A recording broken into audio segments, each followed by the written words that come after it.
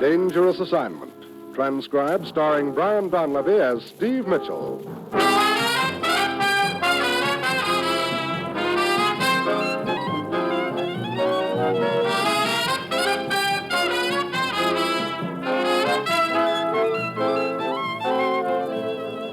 Yeah, danger is my assignment.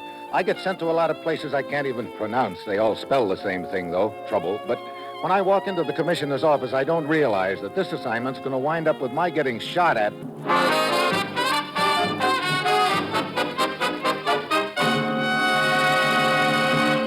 Morning, Commissioner. You sent for me? Steve, I want you to drop in on a group of butterfly chasers. I think the word is lepidopterist, but I wouldn't bet on it. Go to the head of the class. At the moment, they're somewhere in the jungles of Brazil, south of the Amazon. Now, when I say I want you to drop in on them... You mean just that, huh? I parachute? Okay, Commissioner. What's it all about? Recently, Steve, there was a meeting in Rio between U.S. representatives and diplomats from several Latin American countries. Important decisions were reached, commitments made, and agreements signed. A copy of that agreement was dispatched to the United States by courier, but had never arrived in Washington. The plane in which the courier was riding crashed in a remote area of the Brazilian coast. All hands lost? Yes. Our investigators checked the region, but can learn little from either the natives or the group of butterfly people who happened to be in the area at the time. So we assumed that the courier and the document has been lost. We were wrong, Steve. We've just learned from contacts in Brazil that the document has been put up for sale at the city of Belém. What? And here's the joker, Steve. Delivery guaranteed as of the 1st of next month. What does that suggest to you? Well, the document is on its way there, and... Hey, wait a minute. The butterfly chasers. Right. They're scheduled to arrive in Belém just about that time. My hunch is that someone in that group has the document. Get down there, Steve. It's vitally important we recover that document. Well, that's it. You've got your assignment. Good luck.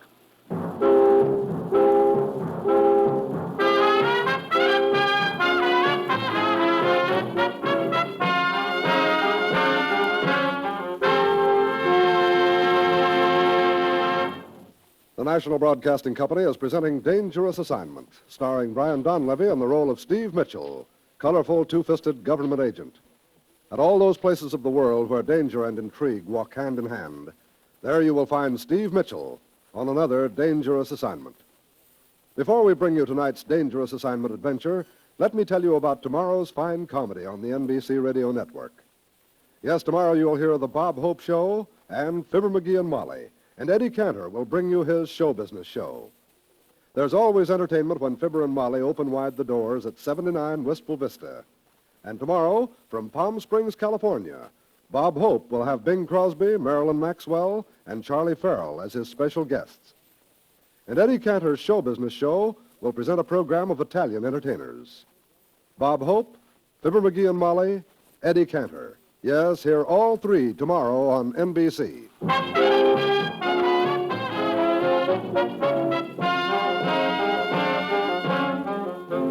Sure, I've got my assignment. Get down to South America, catch up to a group of butterfly chasers somewhere in the jungle of Brazil, and find out which member of the party is carrying a highly confidential document belonging to the United States. It's a hunk of political dynamite, and we want it back before it's sold to the highest bidder. It's early Friday evening when my plane lands in Belém. Captain Arcata of the local law hustles me into another plane, and a few minutes later, we're airborne, heading west over the jungle. The manual contact when you reach your destination, Senor Mitchell, is Sergeant Romero. I sent him out to pick up the trail of the group 2 days ago. Where are they now, Captain? The last radio report I received from Romero a few hours before your arrival had the group camped at this point on the map, almost directly under us. You mean we're there already? We are. Come, I will assist you. Yeah. There's a little matter of slipping into a parachute. Rule number 1, Captain. When about to make a parachute jump, don't forget the parachute. Here we are, senor. Thanks. There is a bright moon. That will help. I'd just as soon it wasn't so bright, Captain. Too easy for someone on the ground to spot the parachute. See, of course. Which means I'll have to drop a long way down, as far as I dare, before I open the chute. The pilot is motioning to us, senor. Okay. What's our altitude? His instructions were 5,000 feet. Right. No circling. We don't want to attract too much attention. See? One pass over the area, and I bail out. See. Okay, Captain. Open her up.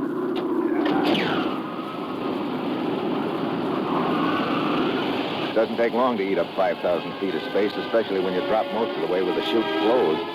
When my count runs out, I pull the cord, then a jarring jolt as the chute opens. I glide slowly down, straight toward the river. I yank at the shrouds to change direction. Sure, so I miss the river, but I land on the top branches of a tree. Next thing I know, I'm dangling at the end of the chute some 15 feet above the ground. That's when it happens. First slug whistles past my ear. Next one chips a hunk of tree trunk. This is no place for me. I unfasten the harness and drop to the ground. I start crawling on my hands and knees toward the river, and then suddenly I freeze. Someone's coming up on the double. I wait. Then as he goes by, I reach out and grab. Hold him, Buster. What? I'll take that gun. No, wait. You are the American Mitchell. Yeah, big surprise. No, senor. I am Sergeant Romero, the captain told you. Romero, you? Yes, of course. I'll show you my identification here. I have it in my pocket. I'll reach for it if you don't mind. This says you're Sergeant Romero, all right. Get down. That shot, it came from that direction, senor. From the river. Yeah. You see someone? No, he's probably cut back into the jungle. Oh, see. How far are they camped from here? Oh, several miles down the river, near a small village. Come, senor, I have a boat hidden nearby.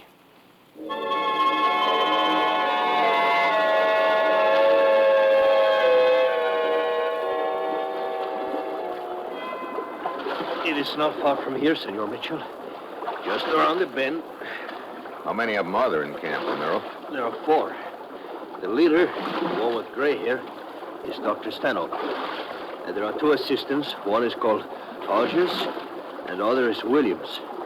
And then there is the doctor's wife. Wife? See, very young, very beautiful, senor. Ah, there it is, senor.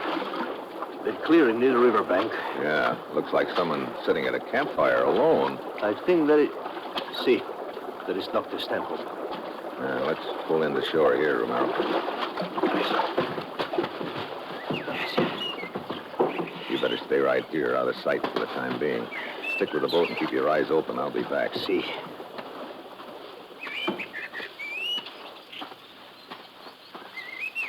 Hello there. Hello. Good evening. Welcome. This the Stanhope camp by any chance? Yes, that's right.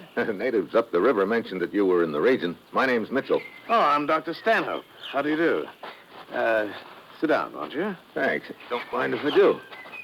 Had a hard journey? Yeah, you'd think after being in this jungle for over a month I'd get used to these hikes, but I don't know.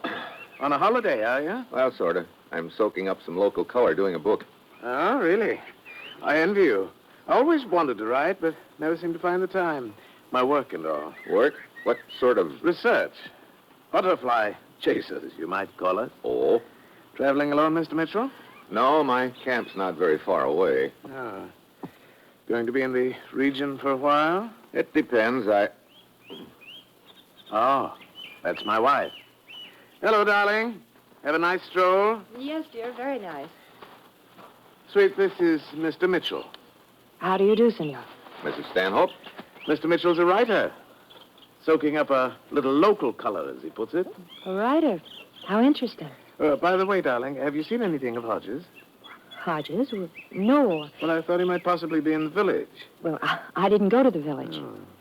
Haven't seen him for hours. Wonder what's happened to him. Well, he's probably with Williams. No. Jim came back to camp a few minutes ago and went out looking for him. Well, don't worry, darling. He'll turn up.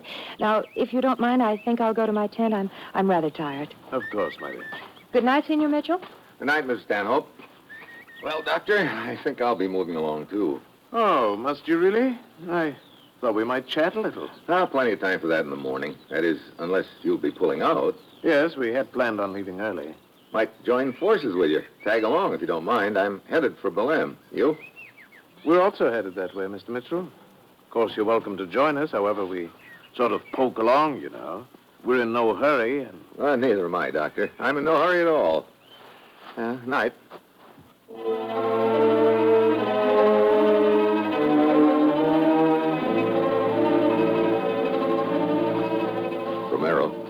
Romero. Let's see here, senor. Well, I've met 50% of the troop. Doctor and his wife. Williams wasn't around, and Hodges hasn't been seen for hours. I don't like that, Romero. Hodges could have taken a I do powder. not think so, senor. What? Look, there, on the riverbank. Hey, I pulled the body out of the river a few minutes ago. That is the man called Hodges.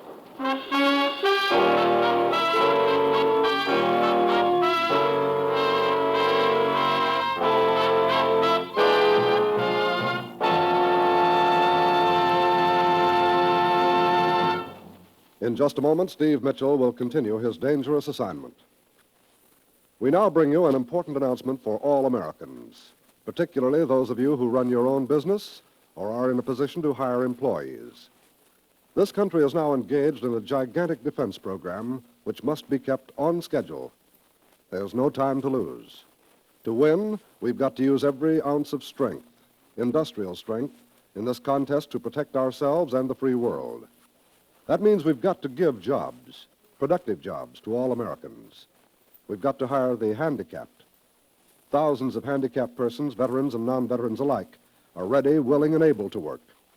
Thousands of others have proved on the job that when they're properly placed, they do every bit as good a job as their able-bodied fellow workers. So, Mr. Employer, give these folks a chance to help you increase your productive capacity. Hire the handicapped. Help them. Help your business. Help America.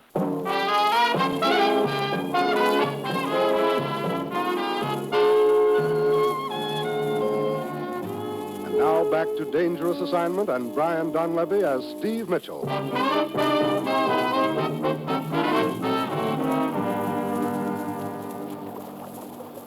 you're sure this dead guy is Hodges, Romero? Oh, see. His papers were in his pocket. He was struck on the head. Yeah. So one of Dr. Stanhope's assistants gets himself knocked off. I wonder if Hodges was the one who was carrying the document. In that case, whoever killed him now has it. Or maybe Hodges knew who has it. Ah. Let's see. While I was talking to Dr. Stanhope, his wife returned to camp. She said she'd been out for a walk. Then she had an opportunity to kill him. Yeah. Also, the other assistant, Williams, who was supposed to be out looking for Hodges. And he also had opportunity. And there's Dr. Stanhope himself. How do you mean? That left him alone in camp. He could have slipped out here in the brush and killed Hodges. You are right. Better keep under cover, Romero. I'm going over to Stanhope's camp and break the news to them.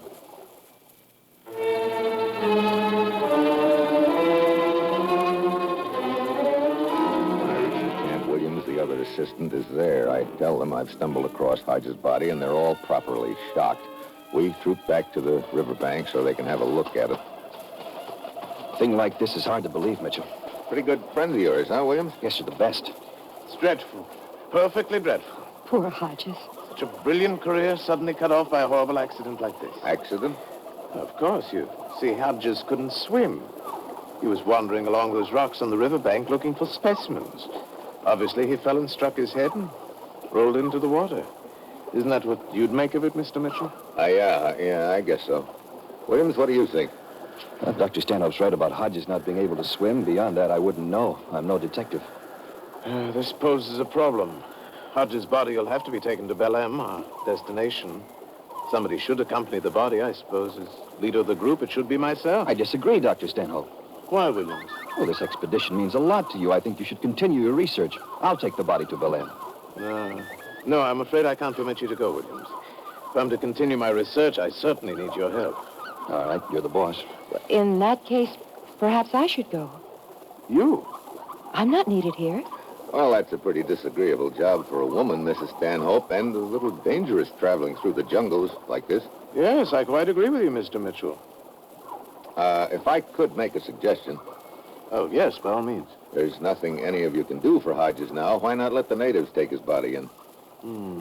Well, I suppose that would be the practical solution. Yes, I'll have two bearers carry it to the village. If you like, I'll stay here with the body until you send them. Oh, that's very kind of you. It'll only be a few minutes. Come along, my dear. Very well. Good night, Mr. Mitchell. Good night, Mrs. Stanhope. Thanks, Mitchell. Sure. See you later, William.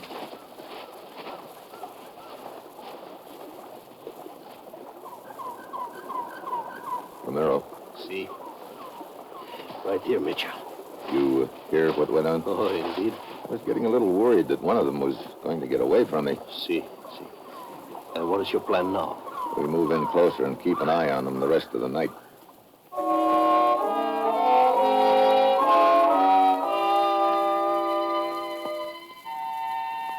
After the natives pick up Hodges' body, Romero and I settle down in the underbrush where we can watch Stanhope's camp. I take the first watch and wake Romero at midnight. Everything's quiet in the camp. Their fire's gone out. I doze off. The moon is setting when I open my eyes again. I look at my watch and realize I've been asleep a couple of hours. I roll over and look toward Romero. Then I sit up fast. Romero's gone. I scramble to my feet and head toward Stanhope's camp. And I get my second surprise. Camp is dismantled. Everybody's gone. This is just great. I found along the trail around the bend, and there, stretched out on the ground in front of me, is a body. Romero. Romero. Romero. Oh, Mitch. Here. Gracias. What happened? Oh, I heard a noise from the camp and came to investigate, and somebody slipped up behind me and hit me over the head. You couldn't see who it was? No. They've cleared out. They've got about a 2-hour start on us.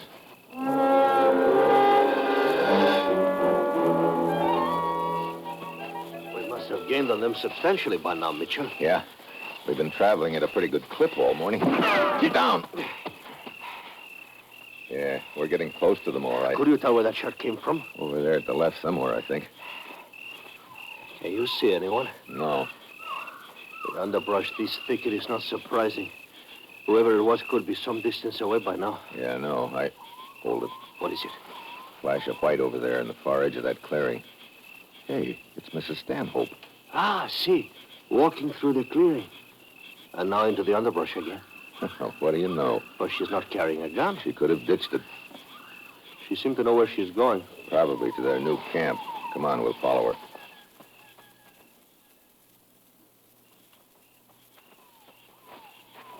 Yeah, there's their camp, all right. Mrs. Stanhope and Williams in front of the tent. I'll introduce you as my guide. All right. Well, Mr. Mitchell. Surprised to see me, Mrs. Stanhope? Well, of course. This is my guide, Senor Romero. How do you do, senor? Mr. Williams, Romero. Senor? How are you? Where's Dr. Stanhope? Oh, he's been down by the river all morning looking for specimens. I see. Say, were you the ones who were doing the shooting a few minutes ago, Mitchell? Not exactly, Williams. Why? I was walking around when I heard a shot. I decided if a hunter was nearby, I should get back to camp. I see. Well, it's Mr. Mitchell. That's right, Dr. Stanhope. Were you doing any shooting a short while ago, Philip? Shooting? Why, no. I did hear the shot, though. Well, glad to have you with us again, Mr. Mitchell. Are you? Of course. Why? You sort of pulled up stakes all of a sudden last night. Did you forget you'd invited me to tag along with you to Bill M? By George, I did forget. The excitement of Hodges' death and all that, you know. Oh? See, when Kara suggested we leave during the night, It was your idea then, Mrs. Stanhope. Oh, yes. The heat bothers me. It's cooler traveling at night. I see. We plan to rest here until dark and then resume our journey. Would you like to accompany us? Yeah, I would, Dr. Stanhope, and this time I'll try to keep up with you.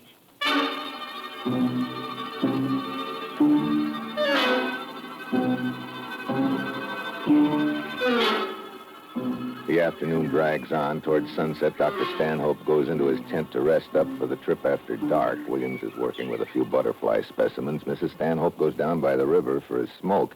I tag along to keep an eye on her and leave Romero to watch things at the camp. She makes small talk for half an hour or so, and then we wander back. She heads for her husband's tent. I suppose I'd better wake Philip. It's just about cool enough to start now. Yeah. Wonder where Romero is. Well, the camp does look a bit deserted, doesn't it? I don't see Williams either. Philip? Hey, there on the ground. It's Williams, unconscious. Williams. Williams. Oh, he's all right. Mr. Mitchell, but look at my husband's cot. Yeah, some blankets rolled up to look like somebody's lying on it. And the back of the tent, it's slit from top to bottom. I don't understand. I think I do. Williams. What? Oh, Mitchell. What happened? I came in here to ask Dr. Stanhope something. As soon as I stepped inside, I got hit in the head. Knocked me to my knees. I saw Stanhope slash the wall of the tent and leave. Then I blacked out. Romero must be chasing him. I'll see you later.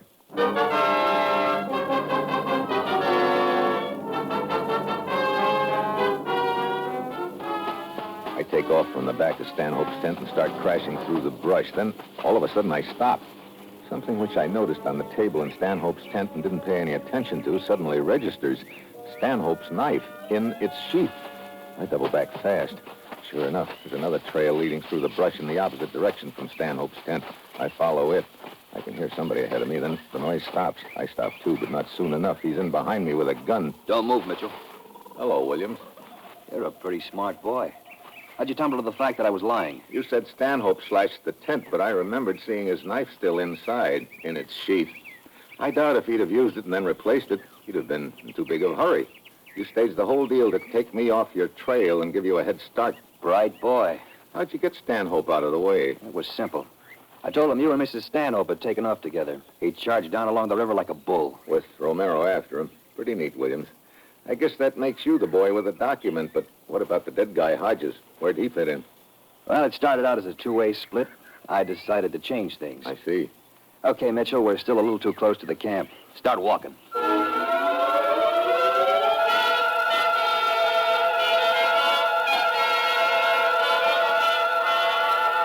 I push on ahead of Williams, knowing that as soon as we get far enough away to suit him, I'm a dead duck. Then I spot my chance. There's a branch of a tree sticking out in front of me. I push it back out of the way, and then suddenly I duck and let go of it. Oh! It hits him in the face and spoils his aim. I whirl and lash out with a left. Oh! Thanks for the gun. Now, just stand still while I find that document. Yeah, here we are. Look, Mitchell, how about a deal? Sorry. You left all your cards back there on the table with Stanhope's knife.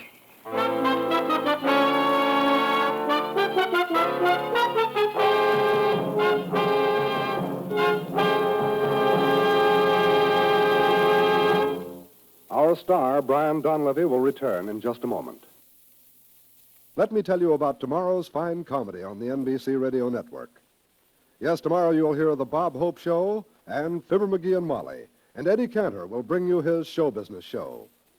There's always entertainment when Fibber and Molly open wide the doors at 79 Wistful Vista. And Eddie Cantor's show business show will present a program of Italian entertainers. Fibber McGee and Molly, Eddie Cantor. Yes, hear all tomorrow on NBC.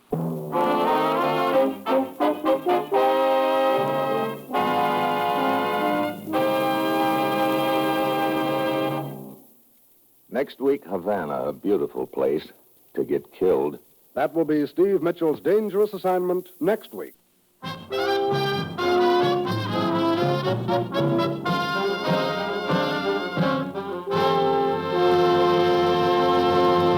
This is NBC, the national broadcasting company.